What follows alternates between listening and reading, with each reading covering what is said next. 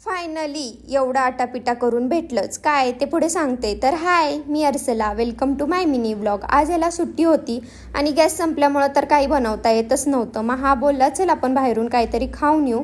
मग डोसा वगैरे खाल्ला आणि इतकं ऊन लागतंय म्हणून म्हणलं आता ज्यूस वगैरे पिऊन घेऊ. ह्यानी सँडविच घेतलं होतं पार्सल, ते घेतलं आणि आता म्हणलं गॅस सिलेंडर तर काही भेटणार नाही. मग इंडक्शन बघायला गेलो होतो, पण ह्याला म्हणलं थांब 1-2 दिवस भेटला तर ठीक, नाहीतर मग इंडक्शन घेऊन जाऊया. असो, त्याच्यानंतर मग संध्याकाळच्या वेळेस चहाची क्रेविंग झाली. मग चहा प्यायला गेलो होतो आणि हे डॉग आमच्याकडे बघतच होतं. त्याला खाऊ टाकला तर खातच नव्हतं. त्याच्यानंतर मग संध्याकाळच्या वेळेस फायनली भेटलं.